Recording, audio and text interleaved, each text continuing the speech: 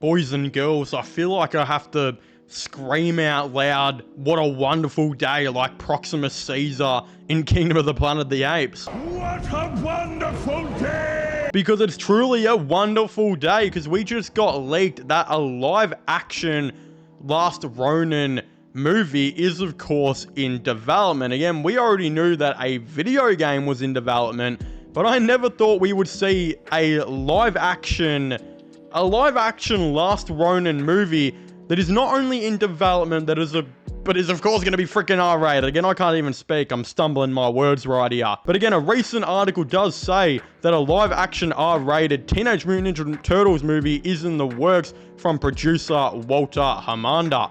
After the success of last year's animated hit film TMNT Mutant Mayhem, Paramount Pictures is keeping Turtle Power going by putting a new feature project into development. This one, however, will go beyond the realm of the all-ages material the long-standing property is known for, and instead go into a gritty R-rated territory. Paramount is developing a TMNT The Last Ronin, adapting a popular storyline seen in the recent IDW comics as a live-action feature with the intent of making it an R rating. Tyler Burton Smith, who co-wrote the upcoming R-rated action movie Boys Kills World, and who wrote the 2019 iteration of Chucky horror franchise Child Play, is penning the script. Walter Hamada is producing through his 18HZ production company as part of his multi-year deal with the studio. Hamada is the former head of DC Films who rose through the ranks at New Line, where he oversaw the Warner Bros. Division horror movies, including the Conjuring and It franchises. The 18HZ banner is focused on making features in the horror genre.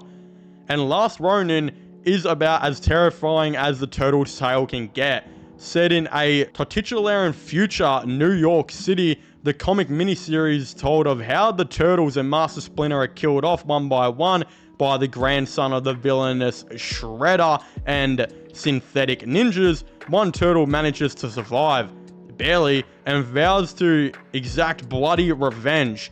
One trick of the book that it wasn't clear, for a while at least, is which one of the turtles lived, as the survivor had the weapons of all four. Co-creator Kevin Eastman and Tom Waltz wrote the comic based on an older story by Eastman and co-creator Peter Laird.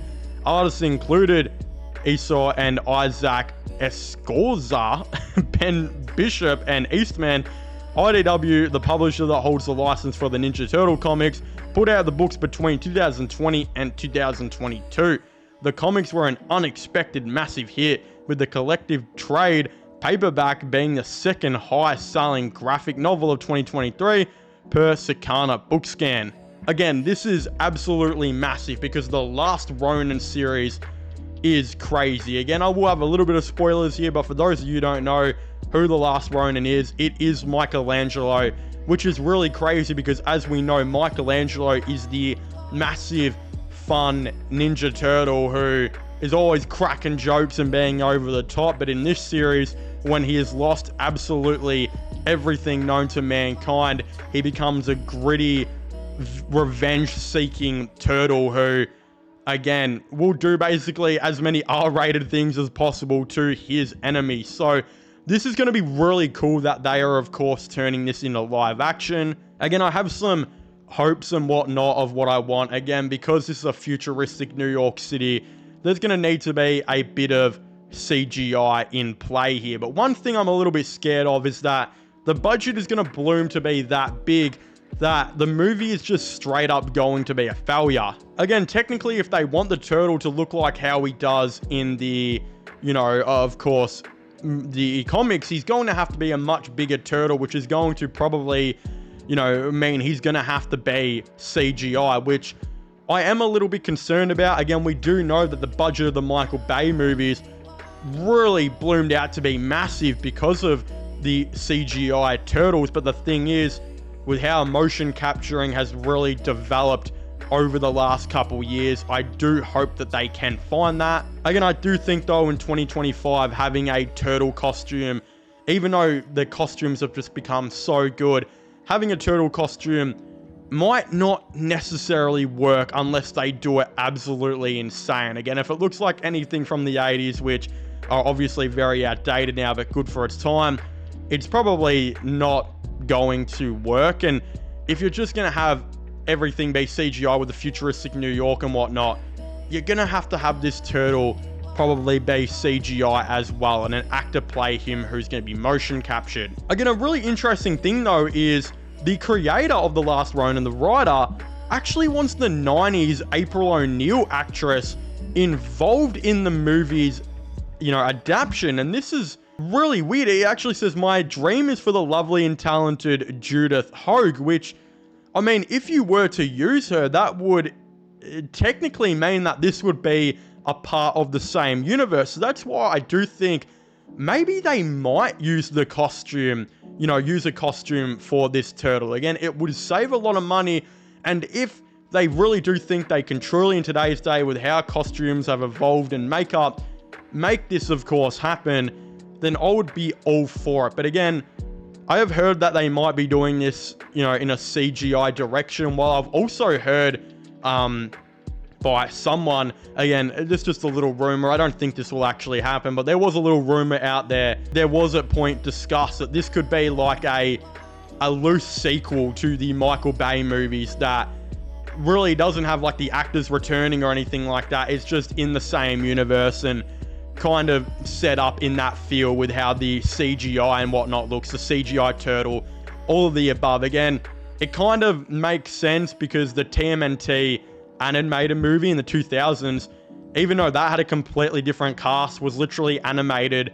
It was said by the creator that we designed this movie to be like a remake, but also loosely a sequel, if you wanted to believe it that way, to the, the live action Ninja Turtles movies from the 80-90 era. So that is really interesting as well, that they could maybe be going down that road where this is technically a remake, but also loosely a sequel, maybe, to those Michael Bay live action Ninja Turtles movies. Again, it's not confirmed if Michael Bay is going to have anything to do with this movie, but as we know, it was updated literally just like a year or two ago that Michael Bay did have ideas for, some type of Ninja Turtle project in the future. And even though people don't really like those movies as much as what they probably wanted to, I still think the first Michael Bay TMNT movie was actually pretty solid and had a different purpose and tried to stand up to today's day.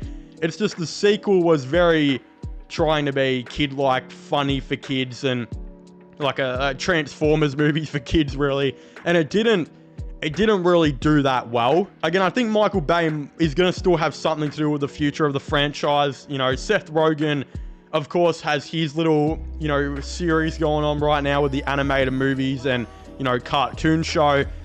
I do wonder where's the direction that they're going to go with this movie, and do they actually plan on this movie starting something new or just being a standalone, type movie? Is it going to have anything to do with the game? Because I don't typically like games and movies having anything to do with each other. But considering the game and the movie are happening at the same time, is this game going to have something to do with the movie? And could it just explore different themes that we're not going to see in the film?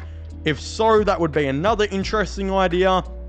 Again, there's a whole lot of different things that they can do with this Last Ronin film that I'm, of course, highly anticipating and very much looking forward to the future of what this is going to be like, but also very much looking forward to the future of what Seth Rogen's animated, series of movies is going to be like as well, because even he's changing it up. I think they set it up, at the end of the first movie for Shredder to be kind of like a bounty hunter assassin, more so than what he usually is. So they're going to be doing a lot of different things here. The Ninja Turtles franchise is continuously changing and, updating for younger generations, older generations, all of the above. So I'm interested to see the future. Of course, I would love to hear what you guys think about this, all in the comment section down below. Please don't forget to make sure to leave a like and subscribe to the channel for all the latest, gaming content, movie content, all of the above. Again, subscribe to my IRL/vlog channels and my,